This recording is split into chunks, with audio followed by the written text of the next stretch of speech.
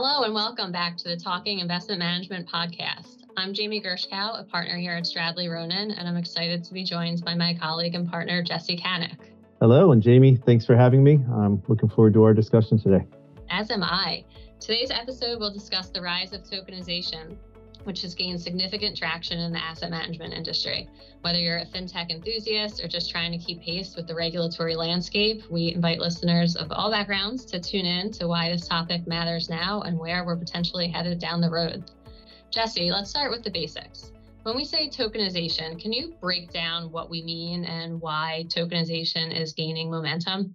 Absolutely. As a fund formation and regulatory lawyer, every day I focus on better structures for investors to hold directly or indirectly assets. And starting way back, we've seen the evolution of holding assets physically, like the old school treasure chest or the safe or the bank vault. Then over time, evidenced on paper, like those embossed stock certificates that were passed around for hundreds of years up through the 1960s, on into the computer age, the book entry, electronic books and records that we all look to online now. And next, you'll see blockchain and cryptographic developments, often referred to as tokenization, where the evidence of ownership and transfer of your asset through near instantaneous, unforgeable, self-verifiable mechanisms with your remaining and changed holdings updated right away. So now tokens are more than just an update of paper or electronic record keeping. They can actually make unnecessary some of the redundancies that the current clunkier system has found necessary to build in for whether wiring funds or settling stock transactions or setting up escrow to make sure the other side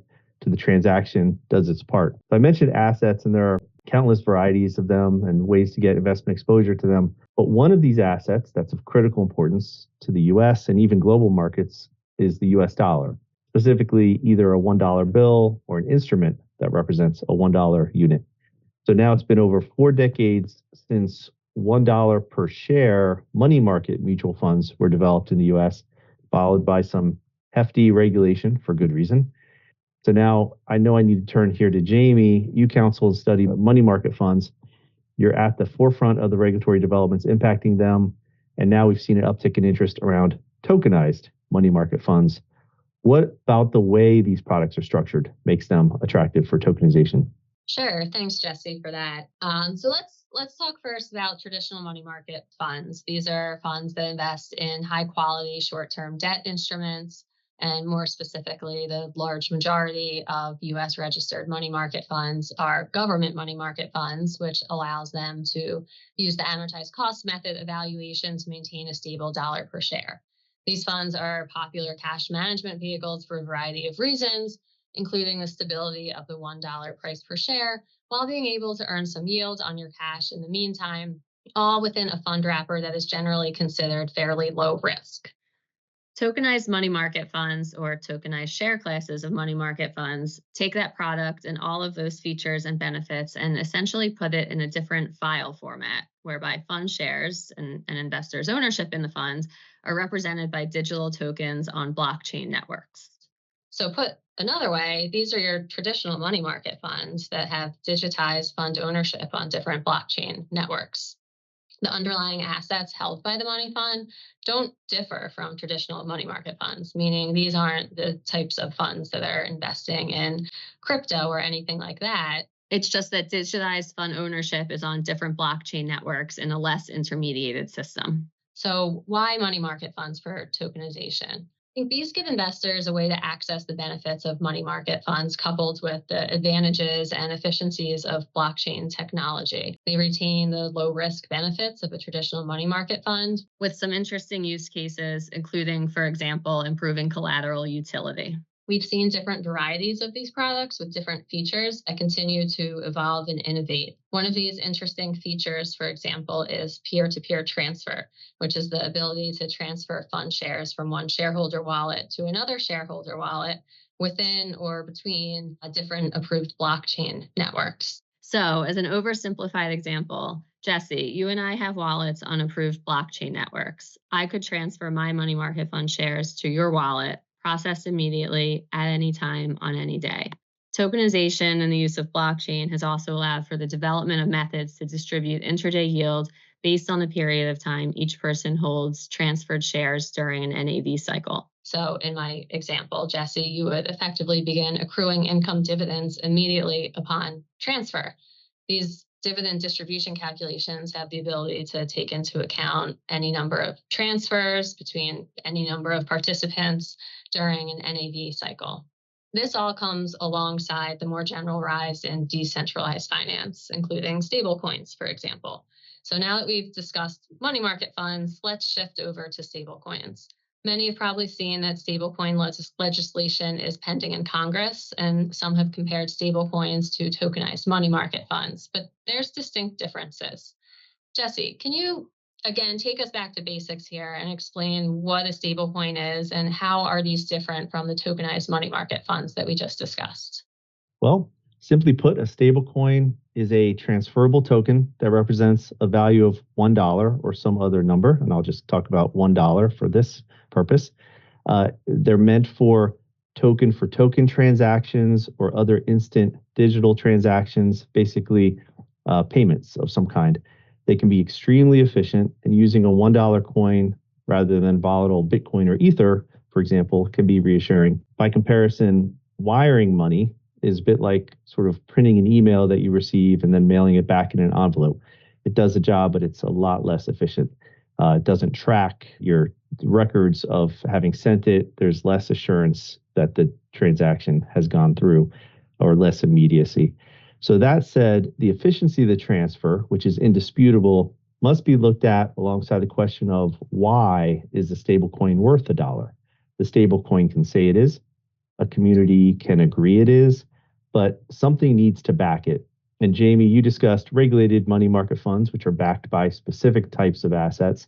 There really is a tried and true methodology to maintaining a $1 price. The regulators, the markets have really tested this through many stress test type market events.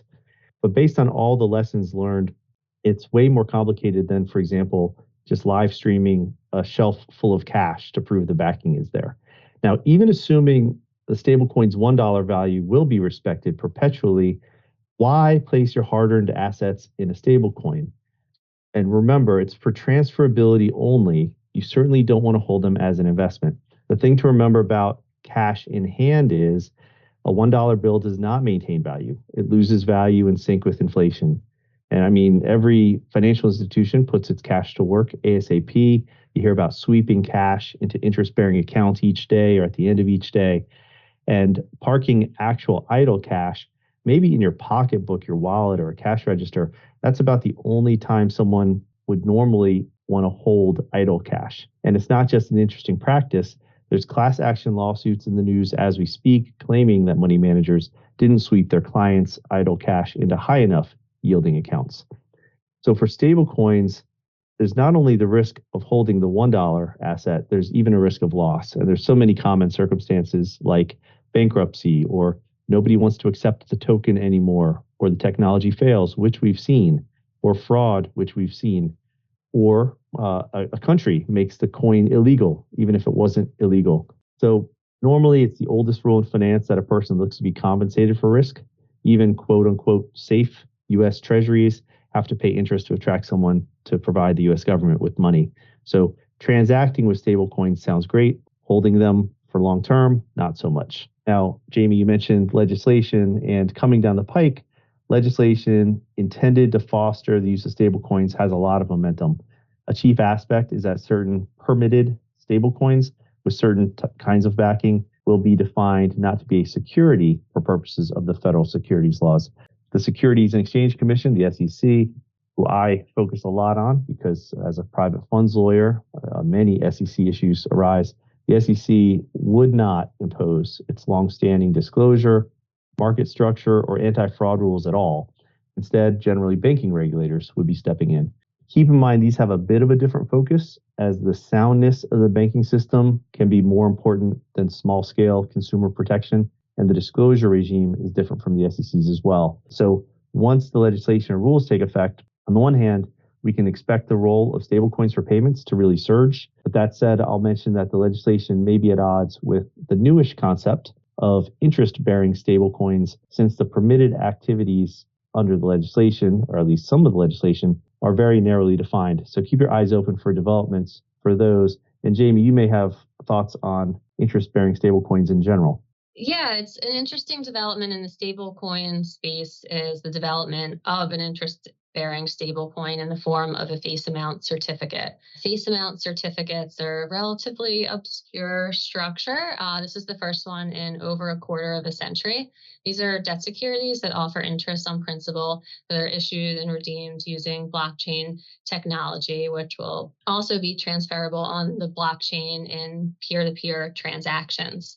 So very interesting development in a very older wrapper that we really haven't seen in quite some time. As these products continue to gain market momentum, the legal compliance and regulatory landscape becomes increasingly important. So let's dive in and talk about some of these regulatory considerations.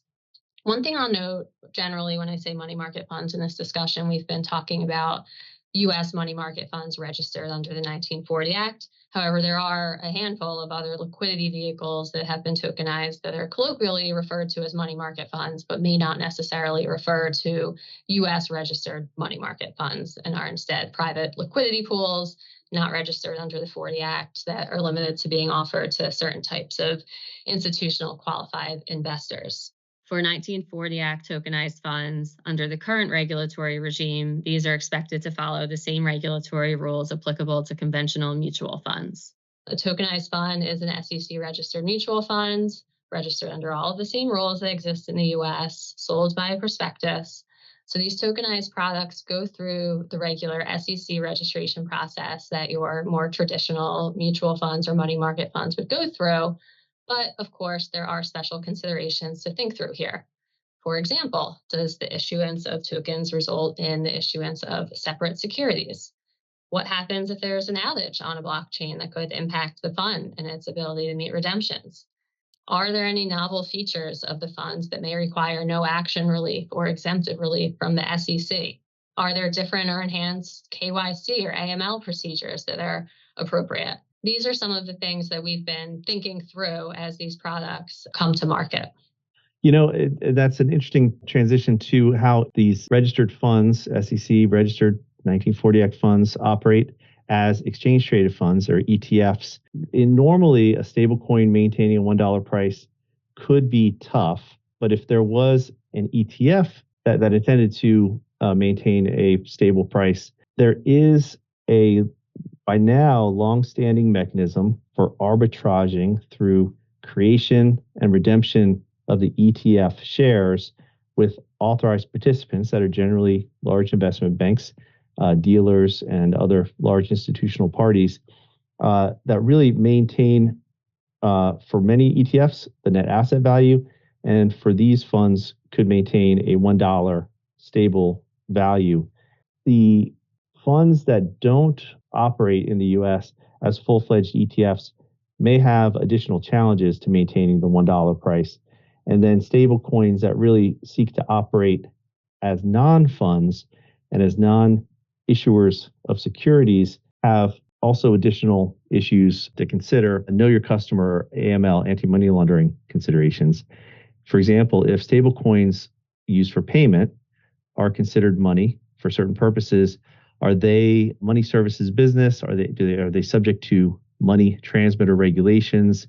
There are federal and state overlapping rules that can come into play. So you've got anti-money laundering, anti-terrorist financing, sanctions regulations can all make the stablecoin area a bit risky from a compliance standpoint, not just for the issuer, but even for a user, especially one who accepts stablecoins in large amounts. And the policy behind that is that when a dollar or large amount of dollars is transmitted through the U.S. banking system, through broker-dealers, and through Commodity Futures Trading Commission, CFTC registrants, everyone involved has some assurance that anti-money laundering processes are in place.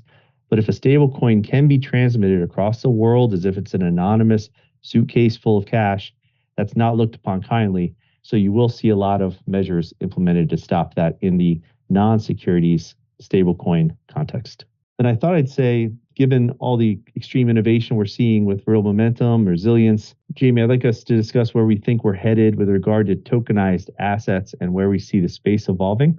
I could kick it off, or happy to turn it over to you. Take us away, Jesse. Great. Well, what I see we might be working toward is a convergence of two work streams. First, the stablecoin and all of its amazing innovation to allow a dollar token for token transaction. Second, the money market fund ETF, and with all of its amazing innovation to allow a dollar share transfer to recipient transaction. If you build out the securities market structure chassis, that is a token adaptive infrastructure that solves for why the existing elements were in place decades ago, you can work through a tried and true diagram and remove and replace some of the elements. The clearing agency, the securities exchange, the transfer agent, the carrying and introducing broker, the good control location, the uniform commercial code infrastructure of the securities account and the security entitlements, the UCC transfers, payment and settlement rules. And then you've got the investor protections, the know your customer, the soundness and integrity of the market, capital formation, competition, regulatory transparency. On top of all that, day-to-day unforeseeable hiccups, which actually have been foreseen, accounting for fat finger errors, as they call them, the lost securities, the deceased, the bankrupt, the gift giver. All these market solutions are mature in the current structure. The players know that tokens are coming and they're ready to further innovate with the tokenization of transferable securities. So if you batch together these innovations, and that's where the magic happens, you produce a tokenized money market fund ETF that could be used for everything from being collateral for derivatives transactions to a coin for digital payments, so that with a press of a button, the retail customer shows up at the counter, pays for their shopping cart at a participating broker-dealer terminal attached to the cash register, just like today's credit card terminal. And the beauty of it is, as Jamie was mentioning with respect to tokenized money market funds, the customer receives interest and dividends until the moment of the transaction. The retailer begins receiving the same a moment later. So there is no idle cash, which is a real downside of a $1 idle cash instrument. The customer and retailer have been vetted for anti-money laundering suitability. The unbanked can participate since this is just a different scope than a bank account. Holders are protected by the federal securities laws. Their interest payments are efficiently taxed. And importantly, the transactions don't draw money out of the money market fund. So transaction costs of buying and selling underlying assets are eliminated, and there's less stress on the mechanics underlying the financial system, just fewer moving parts. And Jamie, that's where I see all this going. Yeah, and I just add, broadly speaking, I think this is only picking up more momentum, and we're seeing the worlds of traditional finance and decentralized finance converge. And I think we're going to continue to see increased tokenization of real world assets generally, not just money market funds, but further democratizing access to these assets more broadly speaking. Jesse, any final thoughts for us? Well, I would just like to say that in my private funds practice, anyone can invest in anything. Many invest in digital assets. And now that the asset class is maturing and can really take wing, I say let's structure a better way to do that. Stablecoins, or better yet, tokenized money market fund ETFs, or the next big thing. Each of these is a super innovative path to get there. Well, that's it for today's discussion on tokenized products. If you'd like to learn more, connect with us. Our contact info is included in the description of the podcast. And please be sure to visit our newly updated and refreshed website to learn more about all the services that we offer, from funds to fintech and so much more. Thanks for joining us today. And thanks again for asking me to join, Jamie. For more than 95 years, Stradley Ronen's investment management practice has helped shape the investment management industry by assisting with the creation of innovative investment products and services. From obtaining industry-first, exemptive and no-action relief to assisting in the development of novel products, we have helped our clients become or remain industry leaders. As the investment management industry and our clients have evolved, so have we. Meet our team at stradley.com.